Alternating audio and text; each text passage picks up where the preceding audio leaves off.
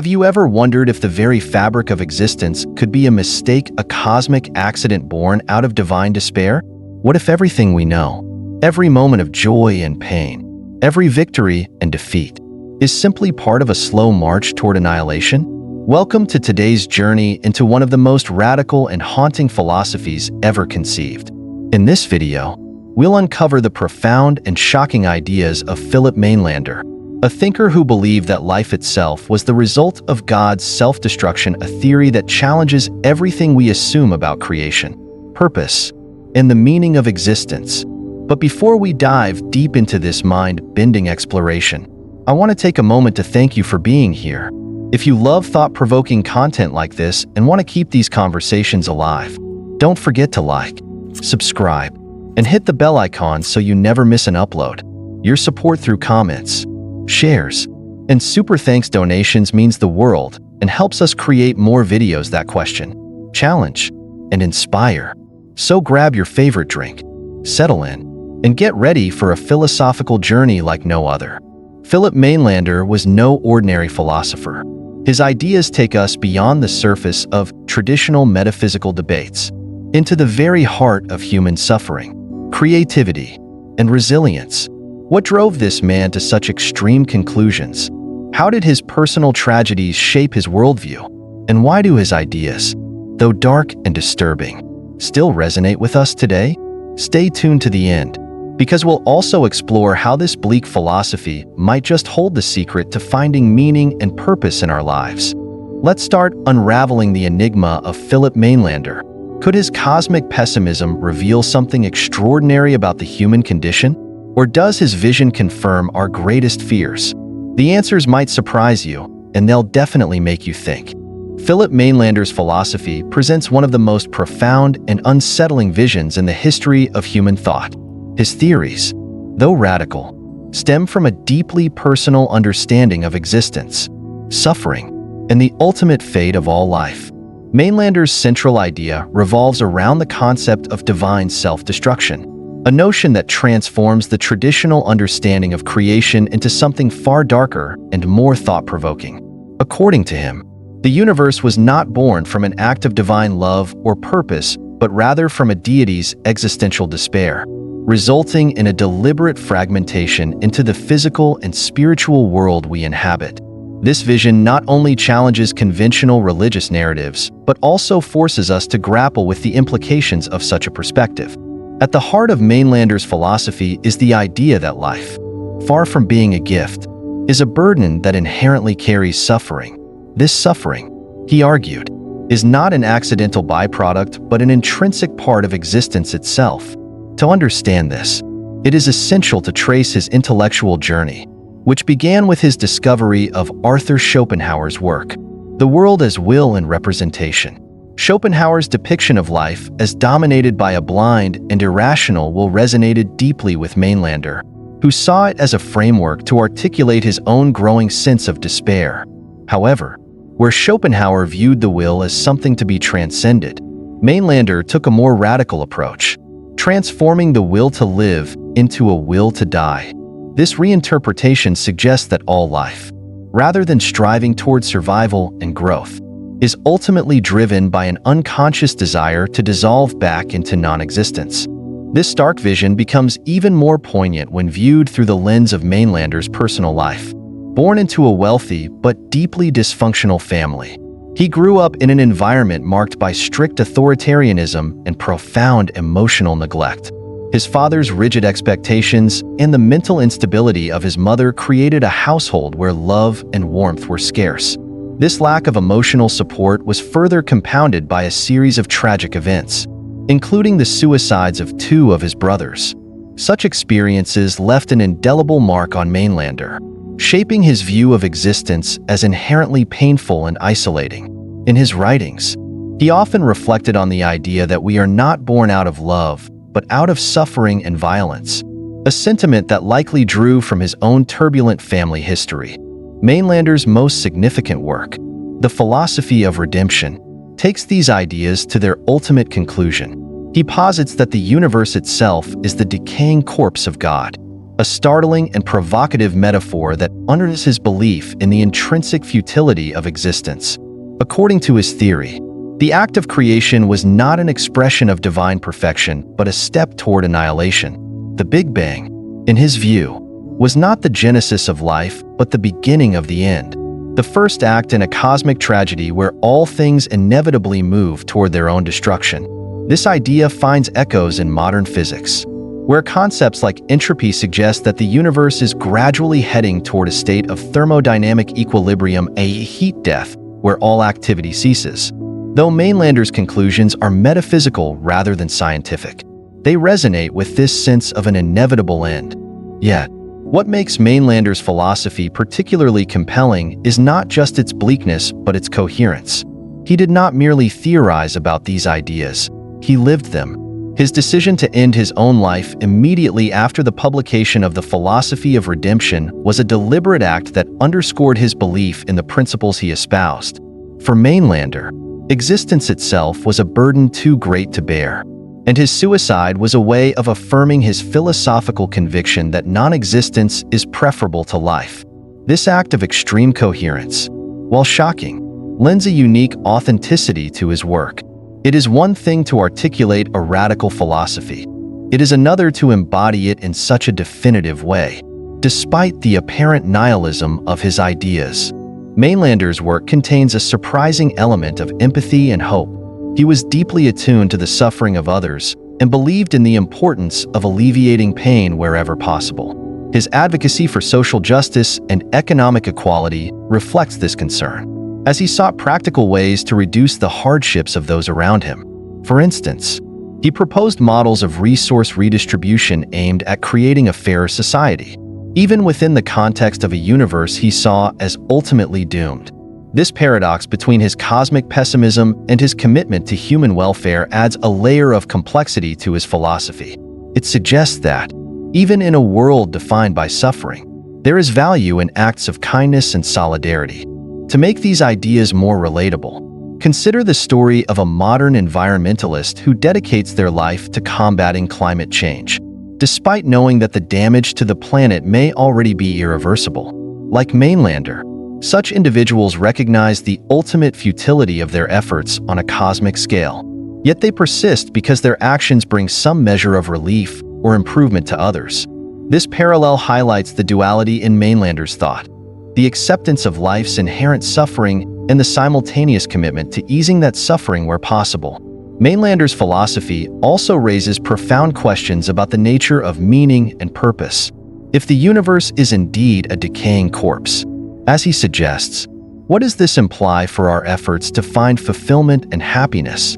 For many, the search for meaning is tied to the belief in progress, growth, or some ultimate purpose. Mainlander challenges this by arguing that all such endeavors are ultimately futile, as they are merely steps in the process of dissolution. However, this does not mean that life is devoid of value. On the contrary, it invites us to redefine value in terms of the present moment and the small acts of kindness and creation that can bring comfort and joy, however fleeting. This perspective can be seen in the lives of artists, writers, and thinkers who create works of beauty and insight despite their awareness of mortality and impermanence. Their creations, like Mainlander's own writings, serve as reminders that even in the face of an indifferent universe, human beings have the capacity to leave something meaningful behind. This act of creation, no matter how transient, becomes a form of redemption, a way of asserting one's humanity against the backdrop of cosmic decay. In the end, Mainlander's philosophy is as much a challenge as it is an explanation. It forces us to confront uncomfortable truths about existence, suffering, and the inevitability of death. Yet, it also offers a paradoxical form of hope, the idea that even in a world defined by impermanence, our actions and choices matter. By embracing this duality, we can find a way to live authentically, acknowledging life's struggles while striving to make it a little better for ourselves and others. In this sense, Mainlander's work is not just a critique of existence, but an invitation to engage with it more deeply and meaningfully. Philipp Mainlander's early life was deeply marked by a combination of familial oppression, personal tragedy, and an environment that seemed to stifle rather than nurture his intellectual and emotional development. Born in 1841 in Offenbach, Germany, he was the youngest of 6 children in a wealthy but rigidly authoritarian family.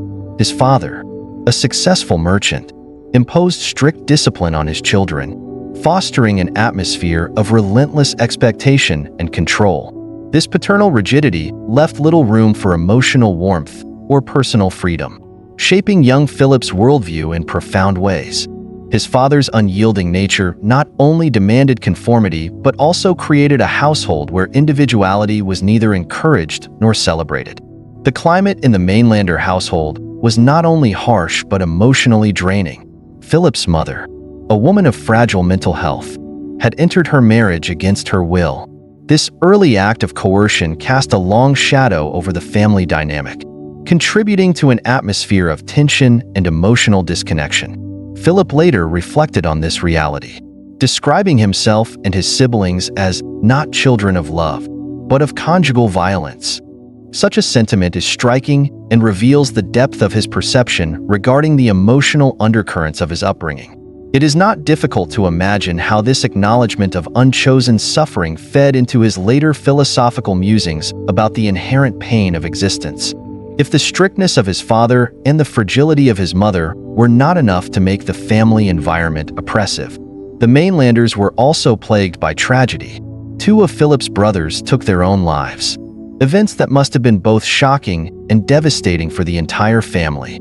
These suicides, which occurred in close succession, deepened the sense of instability and despair within the household.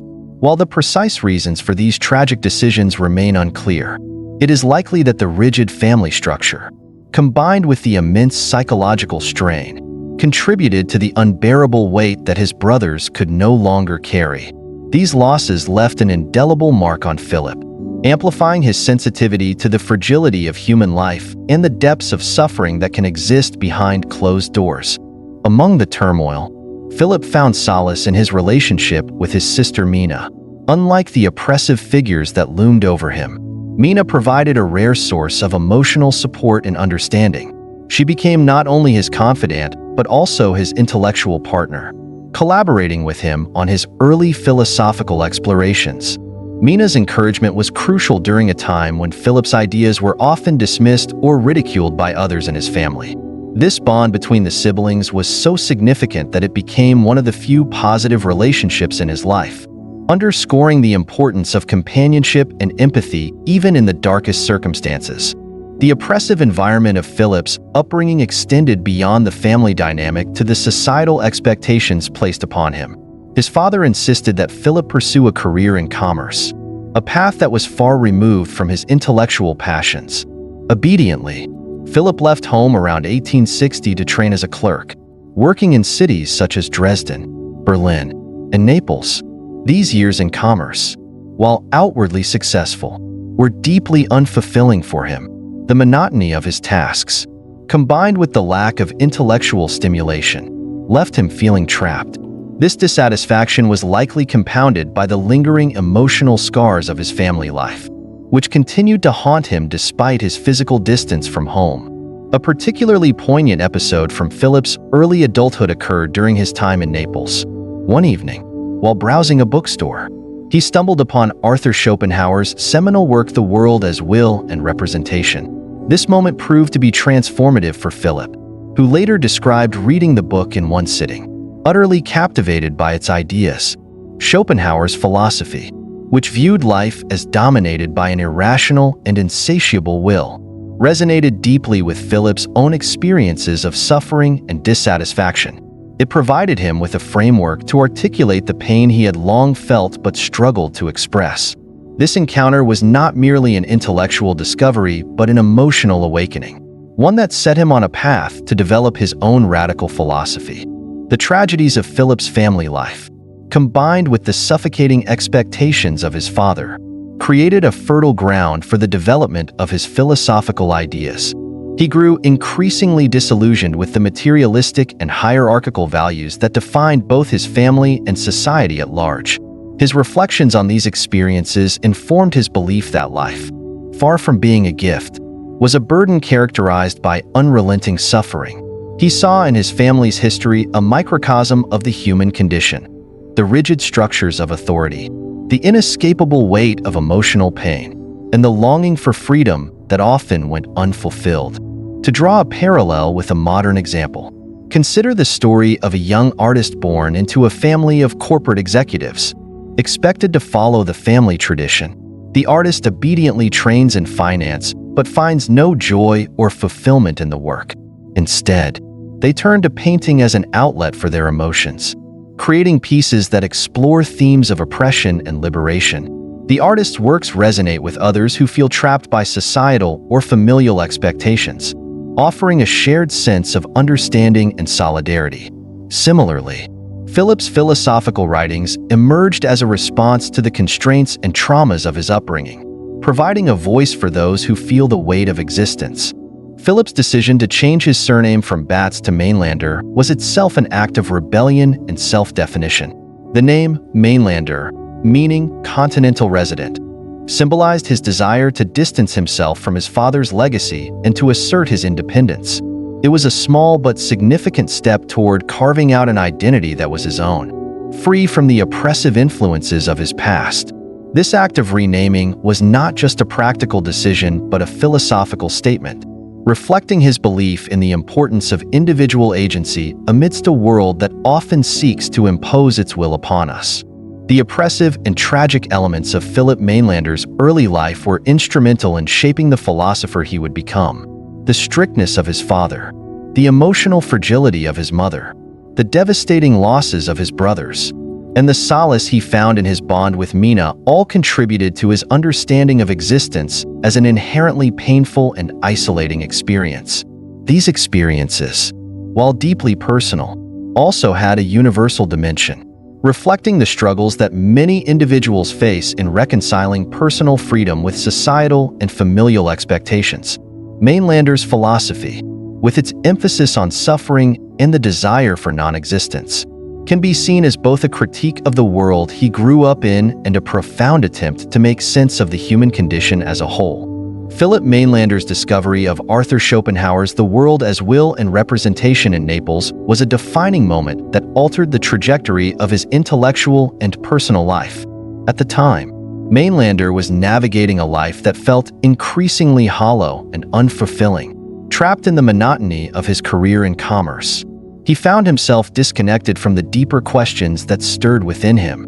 It was in this context of dissatisfaction and quiet despair that he wandered into a bookstore and stumbled upon Schopenhauer's masterpiece. This encounter would prove to be nothing short of revelatory. As Mainlander opened the pages of Schopenhauer's work, he found himself drawn into a philosophical landscape that mirrored his own unarticulated thoughts and feelings. He later recounted reading the book in a single night, completely enraptured by the ideas it presented. Schopenhauer described the world as being driven by a blind, irrational force he called the will. This will, according to Schopenhauer, was the fundamental essence of existence, manifesting in every living being's endless cycle of desires and pursuits. Crucially, Schopenhauer argued that this relentless striving was the root of all suffering. Desire, by its very nature, is insatiable. When one goal is achieved, another takes its place, leaving the individual perpetually unsatisfied. For Mainlander, these ideas provided an intellectual framework for the pervasive sense of suffering he had long experienced but struggled to articulate.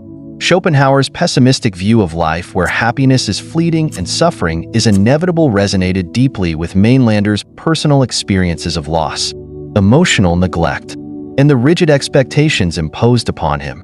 He saw in Schopenhauer's philosophy not only a reflection of his inner turmoil, but also a profound explanation for the human condition as a whole. This moment of recognition was transformative, offering him a way to channel his frustrations and questions into a structured philosophical inquiry. Schopenhauer's concept of the will was particularly significant for Mainlander. The idea that life is driven by an irrational, unconscious force that perpetuates suffering aligned with his growing disillusionment with traditional notions of purpose and meaning. Schopenhauer suggested that the only way to escape this cycle was through renunciation, rejecting the will to live by embracing asceticism or finding solace in art and contemplation. However, while Schopenhauer saw this as a path to transcendence, Mainlander took the concept in an entirely new direction. He began to develop his own philosophy, one that reinterpreted the will to live as a will to die. For him, existence was not a process to be transcended, but one to be dissolved entirely, as he believed that non-existence offered the only true relief from suffering. To understand the significance of this shift, it helps to consider Schopenhauer's broader ideas. Schopenhauer viewed the world as a duality, the world as representation, which is how we perceive and interpret reality, and the world as will, the underlying force driving all phenomena. This will was not benevolent or rational, but chaotic and indifferent, responsible for the endless cycle of birth, growth, decay, and death. Human beings, as manifestations of the will, are trapped in this cycle, their desires fueling their suffering. Schopenhauer argued that art, particularly music, could temporarily lift individuals out of this cycle by offering a glimpse of the eternal and the universal, free from the constraints of the will. Mainlander, while deeply influenced by these ideas, found Schopenhauer's proposed solutions insufficient. He viewed the will not as something to be subdued or transcended, but as something that must be completely extinguished. His interpretation was far more radical. Life, he argued, is inherently flawed because it is inextricably tied to desire and suffering. The only escape is not through asceticism or aesthetic experience, but through a return to nothingness. This idea became the foundation of his own philosophy, which he would later articulate in the philosophy of redemption. The transformative impact of Schopenhauer's work on Mainlander can be likened to a moment of sudden clarity that many individuals experience when they encounter an idea, book, or piece of art that resonates deeply with their own unspoken thoughts. Imagine a person struggling with a sense of alienation and purposelessness who suddenly reads a novel or hears a song that captures their feelings perfectly. That moment of recognition can be life-changing, providing not only comfort but also a sense of direction. For Mainlander, discovering Schopenhauer's philosophy was precisely this kind of moment. It gave him the intellectual tools to make sense of his own suffering and the suffering he saw in the world around him. One way to contextualize this is by considering the experience of someone grappling with modern existential dilemmas. Many individuals today feel disillusioned by the relentless pursuit of material success and the hollow promises of consumerism. They may find solace in the works of thinkers like Albert Camus or Viktor Frankl, whose writings address the search for meaning in a seemingly indifferent universe. Similarly, Mainlander found in Schopenhauer a philosophical framework that articulated his dissatisfaction with conventional ideas about purpose and fulfillment. What sets Mainlander apart is the way he expanded on Schopenhauer's ideas, taking them to their most extreme conclusion. While Schopenhauer saw art and philosophy as means of temporarily transcending suffering, Mainlander viewed them as steps toward the ultimate goal of annihilation. He believed that the universe itself was the product of a divine act of self-destruction, a radical reinterpretation of the traditional notion of creation. In this view, God, weary of existence, fragmented himself into the universe, setting in motion a process of gradual dissolution. For Mainlander, this cosmic decay was not something to be resisted but embraced, as it represented the return to the peace of non-existence. The moment Mainlander discovered Schopenhauer's work was thus not just a turning point in his intellectual journey, but also a deeply personal experience that shaped his entire worldview. It provided him with a lens through which to understand his own life and the broader human condition. And it set the stage for his development of one of the most radical and provocative philosophies in history. This moment of discovery underscores the power of ideas to transform not only individual lives, but also the way we understand existence itself.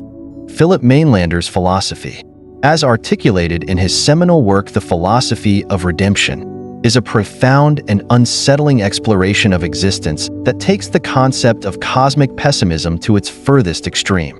At its core lies the idea that the universe itself is the product of divine self-destruction.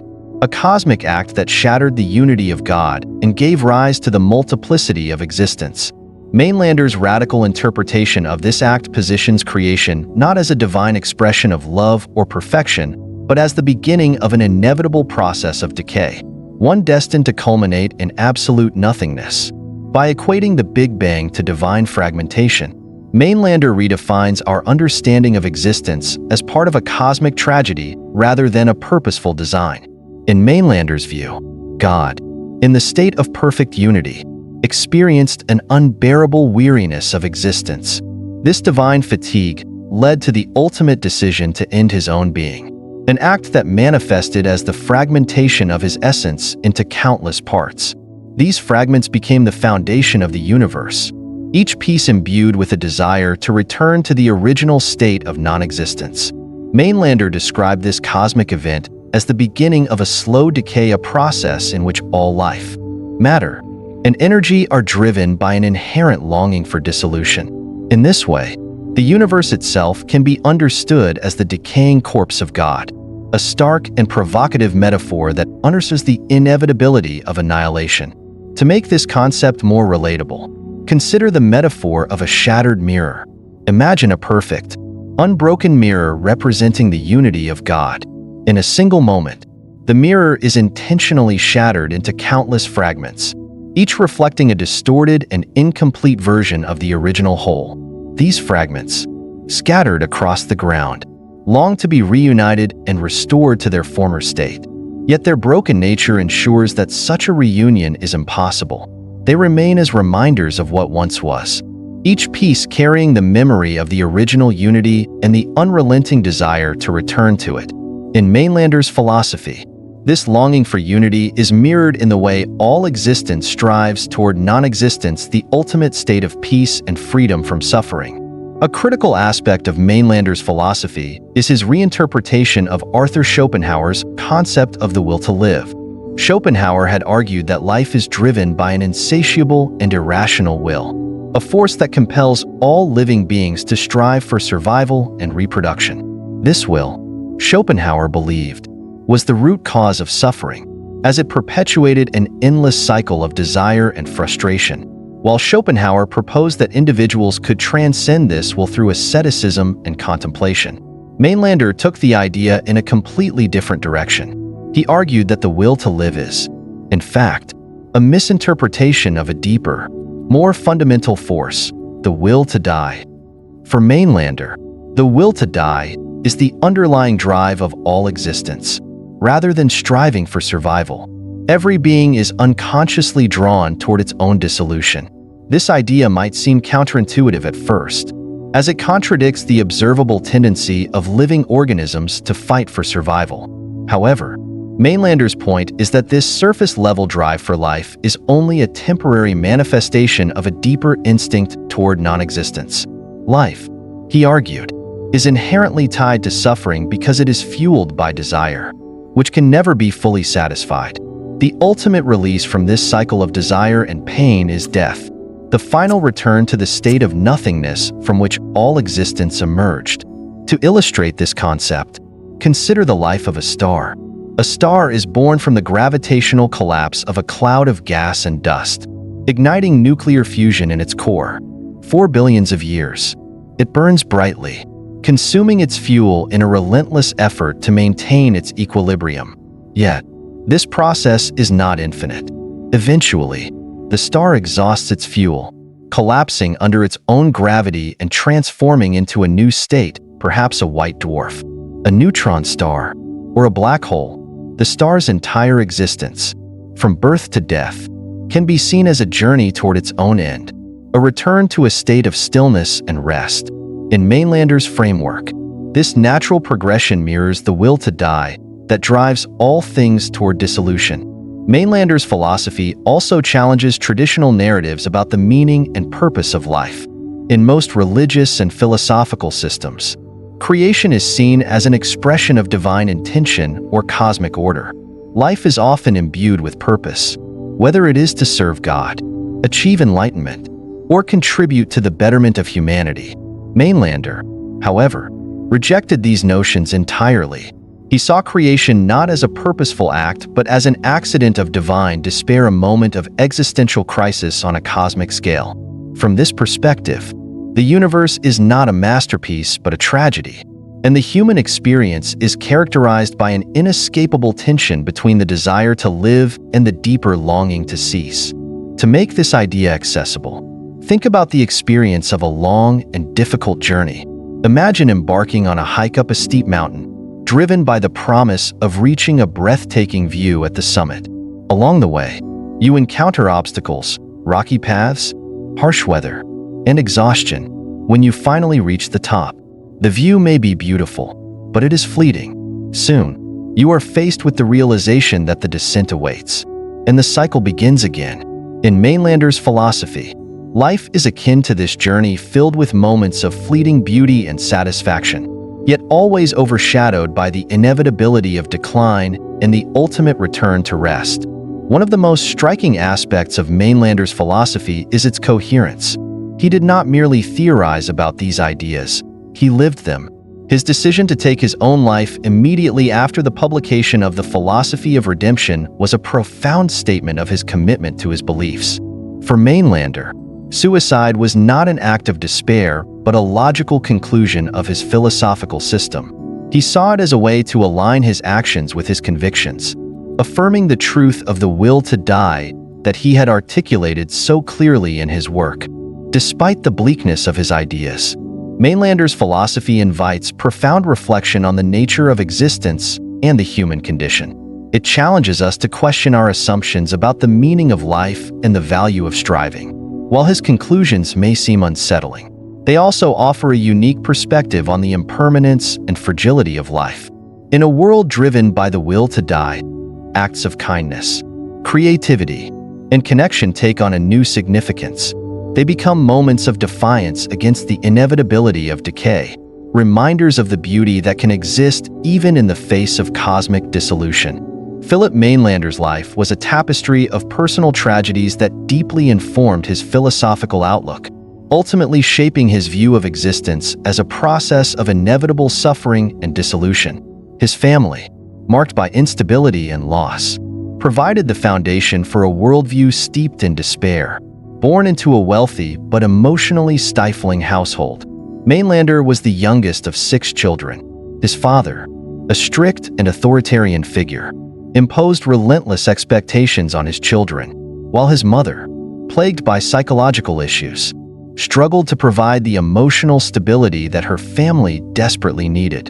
The oppressive environment of his upbringing was compounded by a series of devastating family tragedies, each of which etched itself onto his psyche. 2 of Mainlander's brothers took their own lives, acts that sent shockwaves through an already fragile family dynamic. These losses were not isolated events, but rather symptoms of a broader emotional dysfunction within the family. The suicides left a void that was impossible to fill, amplifying the pervasive sense of grief and instability. For Mainlander, these events were more than personal losses. They were reflections of the fundamental suffering he believed was inherent to human existence. They solidified his conviction that life was not a gift but a burden, characterized by pain that could only be alleviated through an ultimate return to non-existence. Amid this turmoil, Mainlander sought refuge in philosophy, channeling his anguish into intellectual pursuits that allowed him to grapple with the existential questions haunting him. His bond with his sister Mina provided a rare source of emotional support during these years. Mina, who shared his intellectual curiosity, became a confidant and collaborator, helping him refine his ideas even as their family environment grew increasingly fractured. Yet, even this connection could not shield Mainlander from the weight of his personal suffering, which continued to deepen as he matured. Mainlander's life reached a turning point with the completion of his major philosophical work, The Philosophy of Redemption. In this text, he articulated his radical vision of existence as a process of cosmic decay, driven by a universal will to die. The act of writing this book was both an intellectual achievement and an emotional catharsis, allowing him to pour his innermost thoughts and convictions onto the page. He believed that his philosophy offered a coherent explanation for the suffering he had experienced and witnessed, as well as a framework for understanding the broader human condition. The day Mainlander received the first printed copies of the Philosophy of Redemption was as momentous as it was tragic. He had anticipated this moment with a mix of pride and resolve, knowing that his work encapsulated the essence of his beliefs. Yet, for Mainlander, the publication of the book was not an end in itself, but a prelude to the ultimate act of philosophical consistency. That evening, after holding the physical embodiment of his ideas in his hands, he made the decision to end his life. At the age of 34, Mainlander committed suicide, an act that he viewed not as a gesture of despair, but as the logical culmination of his philosophy. To understand the significance of Mainlander's suicide, it is essential to recognize the coherence with which he lived his beliefs. His philosophy was centered on the idea that existence is inherently tied to suffering and that the ultimate relief lies in non-existence. By taking his own life, Mainlander sought to align his actions with his ideas, demonstrating a level of commitment that few thinkers have ever matched. In his view, death was not an escape but a return to the original state of peace and unity that had been fragmented by the act of creation. This act of philosophical consistency is as shocking as it is profound, forcing us to confront the depth of Mainlander's convictions. It is rare for a philosopher to live out their ideas with such unflinching dedication, and Mainlander's suicide serves as both a testament to his beliefs and a challenge to those who encounter his work. His decision invites us to question the extent to which we are willing to embody the principles we claim to hold dear. For Mainlander, philosophy was not an abstract exercise but a lived reality, one that demanded action as much as thought. To make this concept relatable, consider the story of a modern environmental activist who dedicates their life to combating climate change. This individual might adopt an austere lifestyle, rejecting consumerism and advocating for radical policy changes, all in an effort to live in alignment with their beliefs. However, even such commitment often falls short of the total embodiment that Mainlander demonstrated.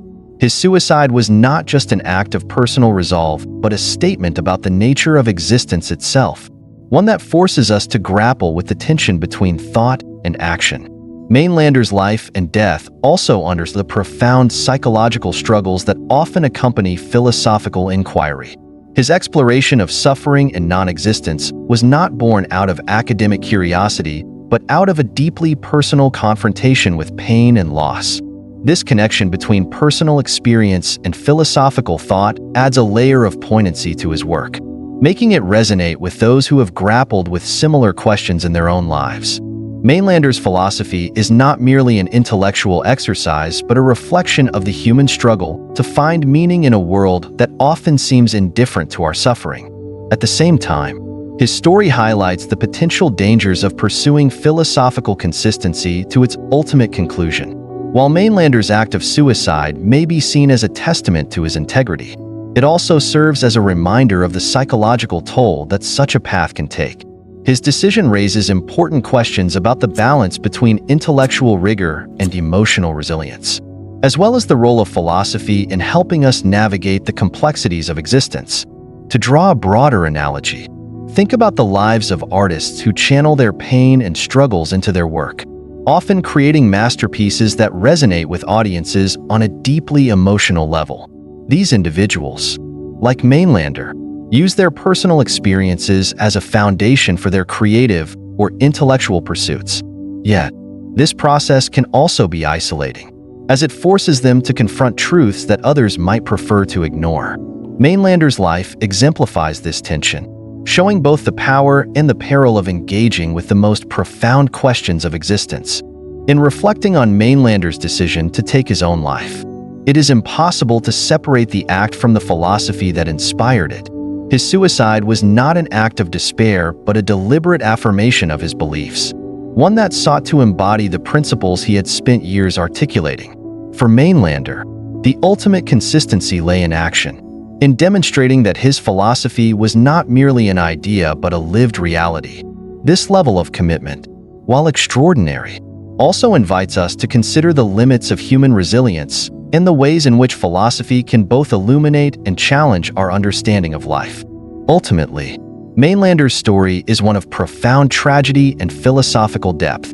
His life was marked by loss, suffering, and a relentless quest for understanding, culminating in a decision that few could comprehend, but that he saw as the ultimate fulfillment of his ideas. His work continues to challenge and inspire, forcing us to confront the nature of existence and the extent to which we are willing to live according to our beliefs. While his conclusions may be unsettling, they offer a unique perspective on the human condition, one that invites reflection on the relationship between thought, action, and the search for meaning. Philipp Mainlander's philosophy presents a fascinating paradox. While his metaphysical worldview was deeply nihilistic, rooted in the belief that existence is a process of suffering and inevitable decay, his social ideals were surprisingly progressive and humanistic. This apparent contradiction between his vision of cosmic annihilation and his commitment to alleviating human suffering makes his philosophy both unique and compelling. For Mainlander, the acknowledgement of life's inherent pain did not lead to apathy or disengagement. Instead, it inspired a profound empathy for others, particularly the most vulnerable, and a desire to create conditions that could mitigate suffering, even in the face of an ultimately doomed universe. At the heart of Mainlander's social philosophy was the belief in justice and equality as fundamental principles for improving human life. While he viewed existence as fundamentally tragic, he recognized that this universal condition of suffering created a moral imperative to act compassionately toward others.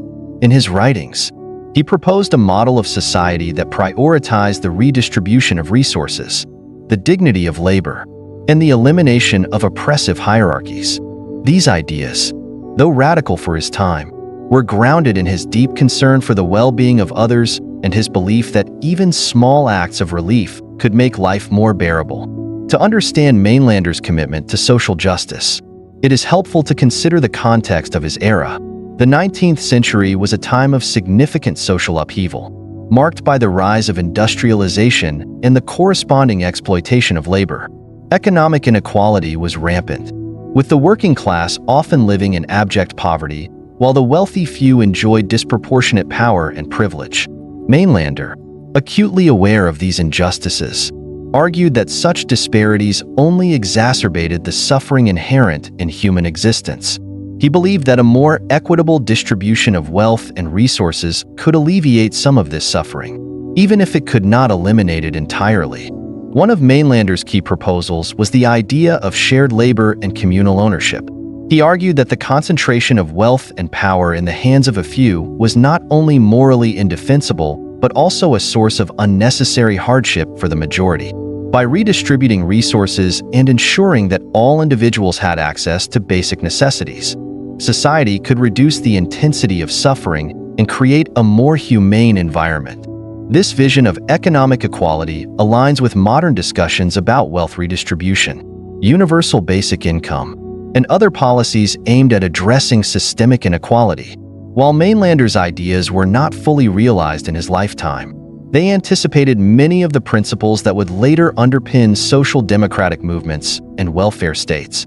Mainlander's advocacy for social justice also extended to his belief in the dignity of work. Unlike many of his contemporaries, who viewed labor as a necessary evil, Mainlander saw it as a potential source of meaning and solidarity. He argued that work, when conducted in fair and equitable conditions, could foster a sense of community and shared purpose.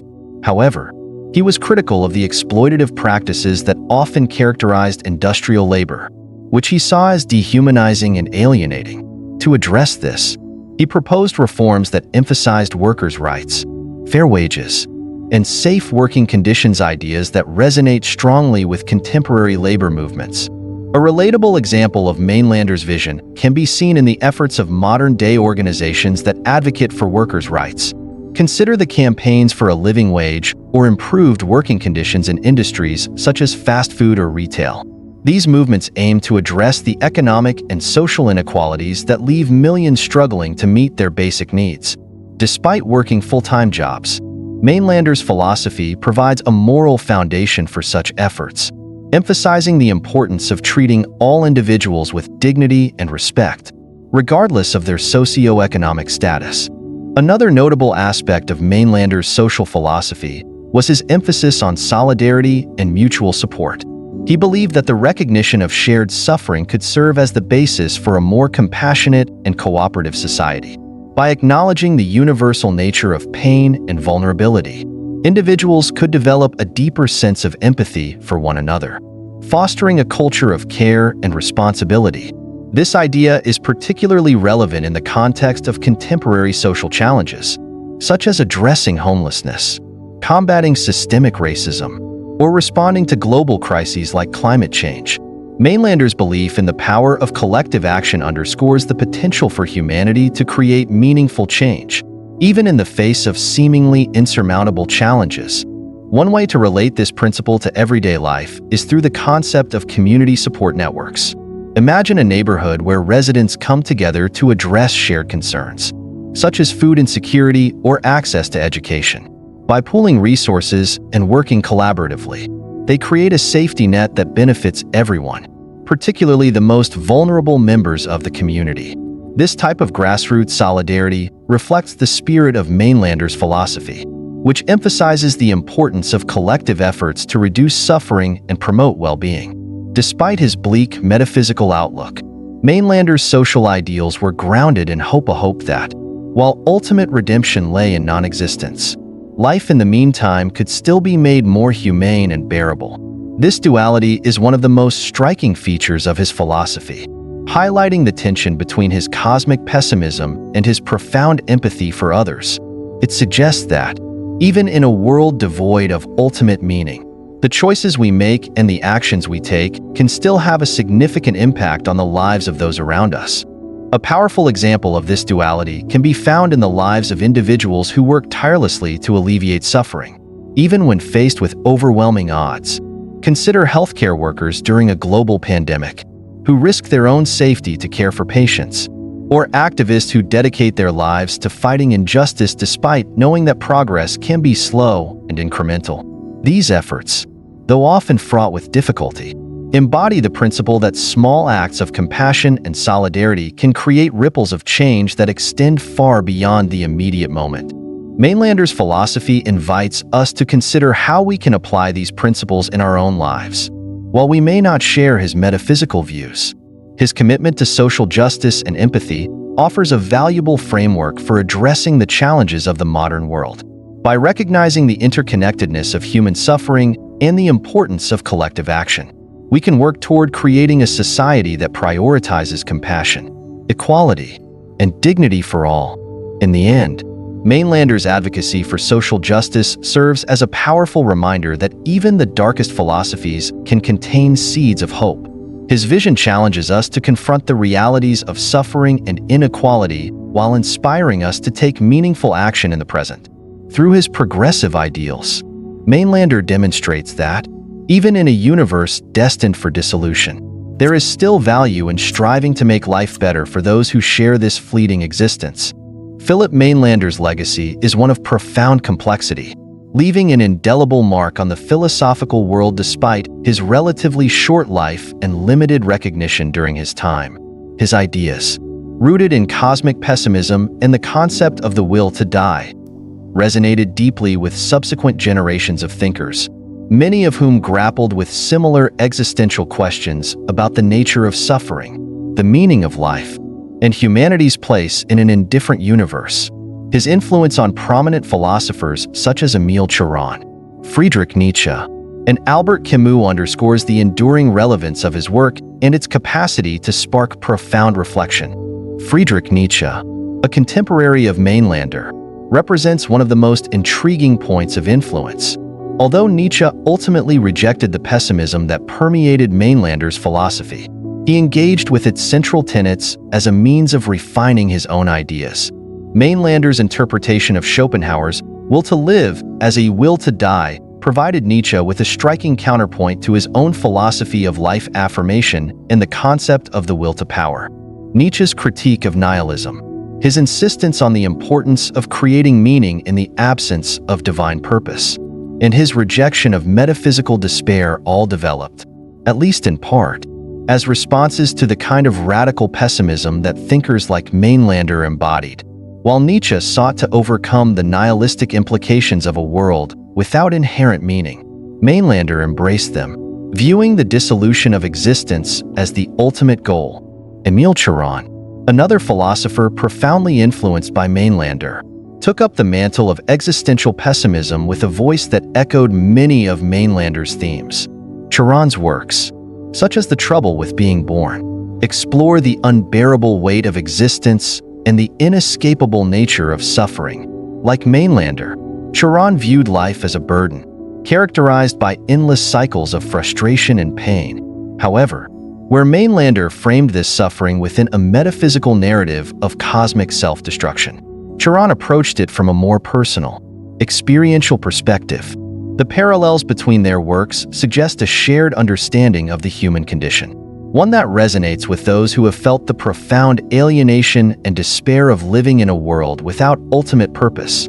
Albert Camus, a thinker often associated with existentialism and absurdism, also bears traces of Mainlander's influence, albeit in a more indirect way.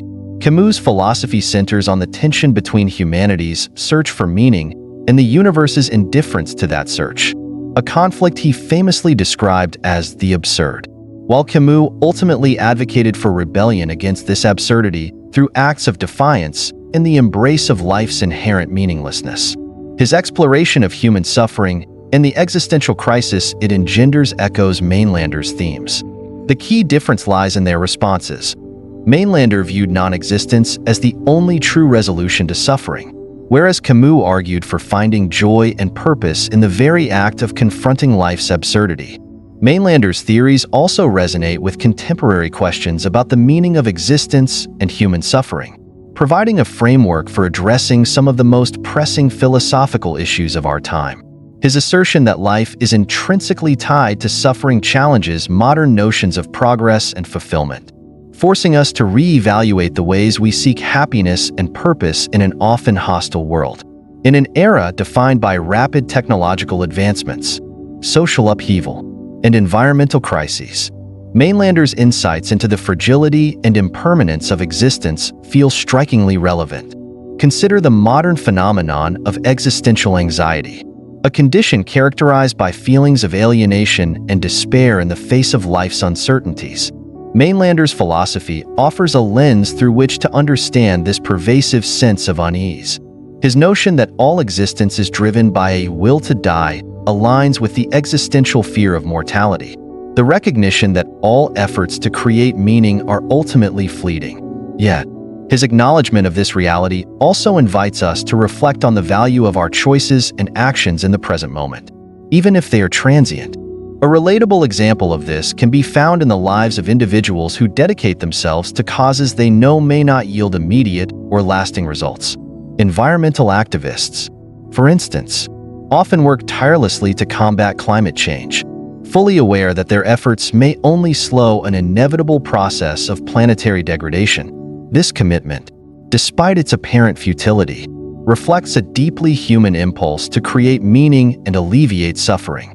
Even in the face of overwhelming odds, Mainlander's philosophy, while seemingly pessimistic, underscores the dignity of such efforts, suggesting that acts of compassion and solidarity are meaningful precisely because they defy the cosmic indifference of existence.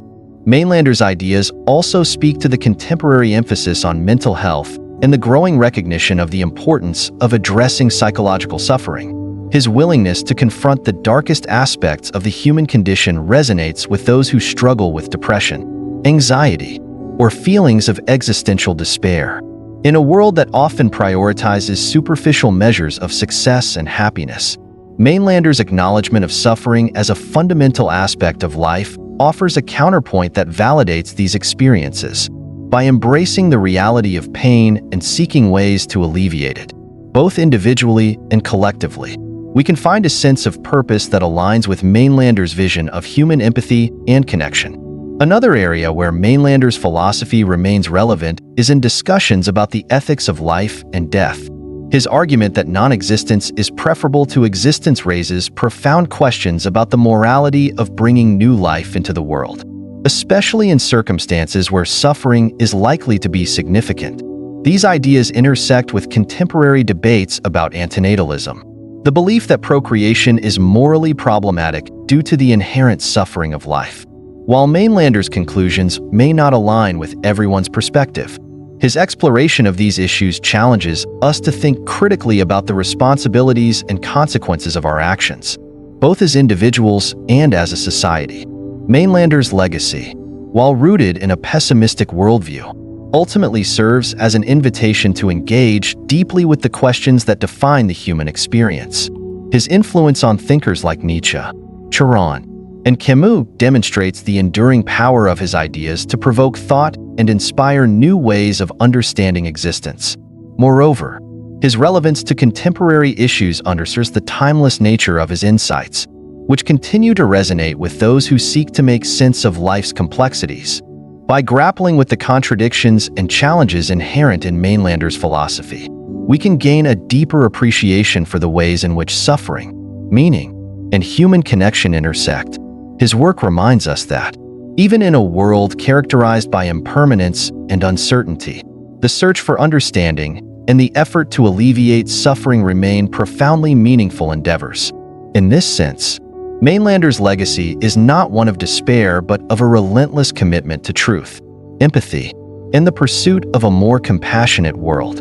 Philipp Mainlander's philosophy, steeped in the notion of cosmic pessimism and the inevitability of dissolution, forces us to confront some of the most challenging questions about existence and the search for meaning. His ideas, which frame life as an act of divine self-destruction and suffering as an intrinsic part of being, challenge the narratives of purpose and progress that many of us cling to. Yet, within his tragic vision of life lies an opportunity for profound reflection, resilience, and even creativity. By engaging with Mainlander's philosophy, we are invited not only to question our assumptions, but also to explore the ways in which we can craft meaning and leave a legacy, even in the face of a universe indifferent to our efforts. Mainlander's central claim that life is inherently tied to suffering and that non-existence is the ultimate state of peace may initially seem bleak. However, it serves as a powerful reminder of the transient nature of existence and the value of the present moment. When we recognize that life is fleeting, we are forced to reevaluate what truly matters. In a world where the pursuit of material success, status, or perfection often takes precedence, Mainlander's perspective urges us to turn our focus inward, toward the relationships, experiences, and acts of kindness that give our lives texture and depth. Consider the modern preoccupation with achievement, whether in careers, education, or personal milestones. Many people measure their worth by external metrics, striving tirelessly for goals that, once achieved, often feel hollow or insufficient. Mainlander's philosophy disrupts this cycle by reframing existence as a process not of accumulation but of release. His belief in the will to die challenges us to let go of the endless striving for more and instead embrace the beauty of simply being. For example, a person caught in the relentless pursuit of career success might find solace in stepping back, cherishing the moments they share with loved ones, or finding joy in small, meaningful acts. Mainlander's story also teaches us about resilience in the face of adversity. His life was marked by profound personal losses and struggles, yet he channeled his pain into a body of work that continues to inspire and provoke thought. Despite his conviction that existence is inherently painful, he did not shy away from exploring its depths or articulating his insights. This act of creation, born from suffering, highlights the transformative power of channeling despair into something enduring and meaningful. It suggests that even when life feels overwhelming, there is value in engaging with it fully, in using our experiences to create something that resonates with others. An example of this can be seen in the lives of artists, writers, and thinkers who have turned their own struggles into works of profound significance. Vincent van Gogh, for instance, battled mental illness and personal turmoil, yet his art remains a testament to the beauty and complexity of human experience. Similarly, Mainlander's philosophy, though rooted in despair, offers a lens through which we can better understand our own struggles and find ways to transform them into something meaningful. Creativity, as exemplified by Mainlander's work, becomes a way to leave a legacy that transcends the limitations of individual existence. His willingness to grapple with the darkest aspects of life and to articulate his vision with clarity and coherence ensured that his ideas would endure long after his death. This act of leaving a mark, of contributing to the collective human conversation, is one of the most profound lessons we can draw from his story. It reminds us that even in the face of impermanence, we have the power to shape the world through our actions, ideas, and connections. Think about individuals who dedicate their lives to causes or projects that they may not live to see come to fruition. Environmental activists, for instance, often work toward goals that require generational efforts, planting trees they may never sit under or advocating for policies that may only bear fruit decades later. These acts, though seemingly small in the grand scheme of things, carry immense significance. They represent a commitment to something greater than oneself, a recognition that our lives are interconnected and that our actions ripple outward in ways we may never fully understand. Mainlander's philosophy, despite its emphasis on dissolution, reinforces this idea by showing that even the smallest contributions can hold meaning in the context of a larger narrative. His reflections also challenge us to reconsider the nature of legacy itself. If life is indeed fleeting and the universe is destined for eventual dissolution, what does it mean to leave something behind? Mainlander's answer lies not in permanence, but in resonance. A legacy, in his view, is not about creating something eternal, but about contributing to the ongoing dialogue of human experience. This perspective invites us to focus less on achieving immortality through our actions and more on the immediate impact we can have on those around us. Whether it's a kind word, a shared moment, or a piece of art or philosophy, these contributions create connections that echo beyond our individual lives. One particularly relatable example is the role of teachers and mentors in shaping the lives of others. A teacher may not achieve fame or recognition, but their influence can be profound, inspiring students to pursue their passions or guiding them through difficult times. This ripple effect, where small acts of guidance and care multiply across generations, reflects the kind of legacy that Mainlander's philosophy invites us to consider. It is not about grand gestures or monumental achievements, but about the quiet, meaningful ways we touch the lives of others. Mainlander's life and work also remind us of the importance of embracing the complexity of existence. His ability to hold seemingly contradictory ideas, acknowledging the inevitability of suffering while advocating for social justice and empathy, demonstrates the richness of the human experience. It challenges us to move beyond binary thinking and to recognize that life's value lies not in its simplicity but in its depth. This perspective encourages us to approach our own lives with curiosity and compassion, to accept that joy and sorrow, hope and despair, are all integral parts of what it means to be human. Ultimately, Mainlander's philosophy is a call to action not in the sense of grand, heroic deeds, but in the quieter, more personal choices we make each day. It challenges us to confront the realities of suffering and impermanence while finding ways to create meaning and connection within those constraints. Whether through acts of kindness, creative expression, or simply living authentically, we have the power to shape our lives and the lives of those around us in ways that resonate far beyond our individual existence. Mainlander's story, with all its tragedy and insight, serves as a powerful reminder of the resilience and creativity that define the human spirit. His willingness to face life's darkest truths head-on, to wrestle with questions that others might shy away from, and to leave behind a body of work that continues to inspire is a testament to the enduring potential for meaning in even the most challenging circumstances. Through his philosophy, we are reminded that, while life may be impermanent, the connections we forge and the contributions we make can ripple outward, creating echoes that persist long after we are gone. Philipp Mainlander's philosophy, despite its dark and seemingly nihilistic undertones, leaves us with a compelling and paradoxical lesson. Even the most pessimistic views of existence can spark profound creativity and inspire action.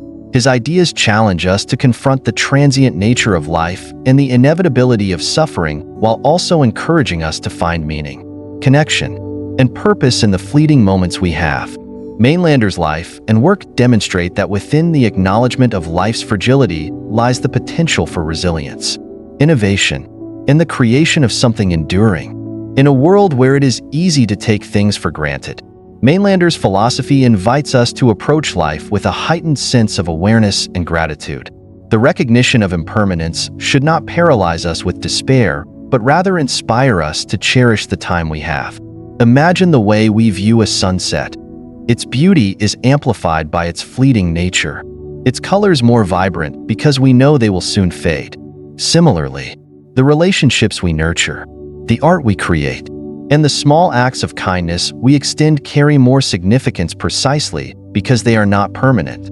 Mainlander's ideas push us to see the extraordinary in the ordinary, to value the moments and connections that make life meaningful. Take, for example, the way we approach our daily routines.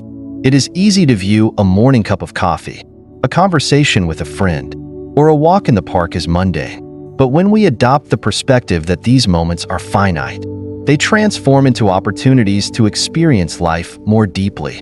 The warmth of the coffee, the laughter shared with a friend, the sound of leaves crunching underfoot, all of these become reminders of what it means to be alive. Mainlander's philosophy encourages us to live with this level of attentiveness, to find purpose not in grand achievements, but in the simple, profound act of being present. Mainlander also challenges us to embrace creativity as a means of grappling with life's complexities. His own work, born from personal suffering and existential questioning, stands as a testament to the transformative power of creation. He turned his despair into a philosophy that continues to inspire and provoke thought, proving that even the darkest experiences can give rise to something valuable. This lesson is particularly relevant in today's world, where many people struggle with feelings of disconnection and meaninglessness. Through creativity, whether in the form of art, writing, music, or innovation, we have the power to turn our struggles into something that resonates with others, fostering connection and understanding. Consider the example of a songwriter who channels heartbreak into a melody that speaks to millions. The pain that once felt isolating becomes a bridge that connects them to others who have felt the same. Similarly, a scientist dedicated to finding solutions to global challenges might use their creativity to develop technologies that improve lives. Even in the face of daunting odds, Mainlander's philosophy reminds us that creativity is not just an escape from suffering but a way to engage with it meaningfully, transforming it into a force for good. His ideas also underscore the importance of hope, even in the face of life's inherent challenges. While Mainlander himself viewed non-existence as the ultimate resolution, his advocacy for social justice and his dedication to creating something meaningful suggest a deeper belief in the value of improving the human condition. This duality, a recognition of life's difficulties, paired with a commitment to alleviating them, offers a powerful model for how we can navigate our own struggles. It invites us to approach challenges with a sense of purpose, knowing that our efforts, however small, can create ripples of positive change. Think about the volunteers who dedicate their time to helping those in need, whether through mentoring at-risk youth, providing meals to the homeless, or working to protect the environment.